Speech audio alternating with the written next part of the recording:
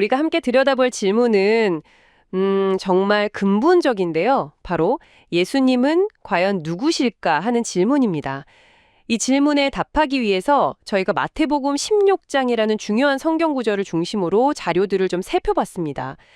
사실 예수님은 역사적으로나 또 신앙적으로나 굉장히 핵심적인 인물이잖아요. 근데 의외로 많은 분들이 그냥 훌륭한 사람? 이 정도로만 생각하시거나 좀 오해하고 계신 부분도 많더라고요.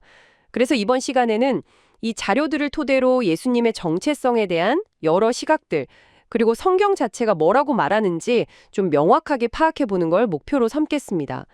특히 마태복음 16장에서 예수님 스스로 당신의 정체성에 대해 어떻게 질문을 던지셨는지, 또 어떤 답을 중요하게 여기셨는지 이걸 따라가 보면 흥미로울 것 같아요. 자, 그럼 본격적으로 한번 시작해볼까요? 먼저 예수님 당시 사람들은 예수님을 어떻게 봤을까요? 그 시선부터 한번 살펴보죠. 마태복음 16장을 보면 예수님이 제자들한테 물으시잖아요. 사람들이 나를 누구라고 하더냐. 네, 그렇죠. 이때 보면 참 다양한 대답들이 나와요. 이게 마치 오늘날 사람들이 예수님을 보는 다양한 시각하고 좀 비슷한 것 같아요. 맞아요. 그때나 지금이나 비슷하죠. 예를 들면 어떤 사람들은 예수님을 보고 그 사회 정의를 막 외쳤던 세례 요한 같다? 이렇게 말하기도 하고요. 네, 좀 불의에 저항하는 그런 모습에서요. 그렇죠. 또 어떤 사람들은 막 신비한 기적을 행했던 엘리야 같다 이렇게 생각하기도 했고요. 뭔가 초자연적인 능력을 가진 특별한 사람, 약간 그런 느낌으로 본 거겠죠. 네. 혹은 뭐 나라의 아픔을 끌어안고 눈물로 기도했던 예레미야 같은 그런 종교 지도자, 아니면 그 외에 여러 존경받는 선지자 중 한 사람일 거다 이렇게 여기기도 했고요. 네, 위대한 스승이나 성인 정도로 이해한 거네요. 맞아요. 그러니까 이런 관점들이 예수님의 어떤 특정 면모를 보긴 했지만 뭐랄까 그분의 진짜 핵심을 다 담아내지는 못했던 것 같아요. 네, 맞습니다. 사람들의 평가는 예수님의 활동이나 가르침의 어떤 일부분에만 좀 초점을 맞춘 경향이 있죠. 근데 예수님은 제자들에게 더 깊은 질문을 던지세요. 그러면 너희는 나를 누구라고 하느냐? 아, 여기서 이제 핵심이 나오는군요. 네, 바로 이때 베드로가 정말 중요한 고백을 합니다. 주는 그리스도시요 살아계신 하나님의 아들이시니이다. 이 고백 안에 성경이 말하고자 하는 예수님의 핵심 정체성이 딱 담겨 있다고 볼 수 있습니다. 주는 그리스도시요 살아계신 하나님의 아들. 이 고백이군요. 네, 먼저 그 살아계신 하나님의 아들이라는 표현부터 한번 풀어보죠. 이건 예수님이 그냥 단순한 인간 영혼이나 성인이 아니다, 그 이상이다라는 의미를 담고 있어요. 근본적으로 그분은 하나님 자신이고 신적인 본질을 가지신 분이라는 거죠. 아, 하나님 자신이다. 네, 성경의 다른 부분들을 보면 예수님은 세상이 창조되기 전부터 이미 계셨고 또 세상을 창조하신 바로 그 하나님이다. 이렇게 설명하고 있거든요. 와, 하나님이시다. 근데 동시에 하나님의 아들이라는 표현은 그 하나님께서 우리랑 똑같은 사람의 모습으로 이 땅에 오셨다는 뜻도 되는 거죠. 정합합니다. 그게 바로 우리가 흔히 말하는 성육신이죠. 성육신, 네. 하나님이 인간이 되셨다는 것, 정말 놀라운 개념이에요. 완전한 하나님이시면서 동시에 완전한 인간이신 거죠. 완전한 하나님, 완전한 인간. 정말 독특한 분이시네요. 그렇죠. 그럼 여기서 질문이 생기죠. 왜 하나님께서 굳이 왜 인간의 몸을 입고 이 땅에 오셔야만 했을까? 네, 그러게요. 바로 그리스도로서의 일을 하시기 위해서입니다. 아, 그리스도? 네.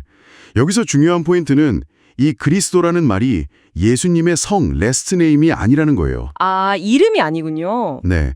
기름 부음 받은 자라는 뜻을 가진 직분, 그러니까 역할을 나타내는 호칭입니다. 직분이다, 역할? 그렇죠. 근데 왜 이 그리스도가 필요했냐? 자료를 보면 인간에게는 스스로 해결할 수 없는 세 가지 근본적인 문제가 있다고 설명해요. 세 가지 문제요. 네. 첫째는 하나님과의 관계가 끊어진 문제.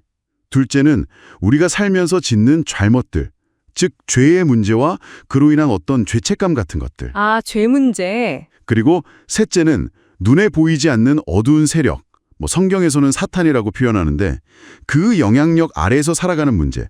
이 세 가지입니다. 하나님과의 단절, 죄, 그리고 사탄의 영향력, 이게 인간의 근본 문제다. 네. 이게 마치 뿌리 깊은 병처럼 인간의 힘으로는 도저히 해결이 안 된다는 거죠. 그러니까 그리스도는 바로 이 세 가지 문제에 대한 하나님의 해결책, 그런 의미인가요? 정확합니다. 그리스도는 이 세 가지 문제를 완전히 해결하시는 유일한 분이라는 의미를 딱 담고 있는 거예요. 첫째로 예수님은 하나님께 나아가는 유일한 길을 열어주셨어요. 이걸 참 선지자라고 표현하는데 그래서 하나님과의 끊어진 관계를 회복시키시는 거죠. 길을 여시는 참 선지자. 네. 둘째는 우리 죄를 대신해서 십자가에서 그 값을 치르셨어요. 참 제사장으로서요. 그래서 우리를 죄책감이나 심판에서 해방시키시는 거고요. 죄를 해결하시는 참 제사장. 그리고 셋째, 사탄의 권세를 완전히 꺾으셨습니다. 참 왕으로서요.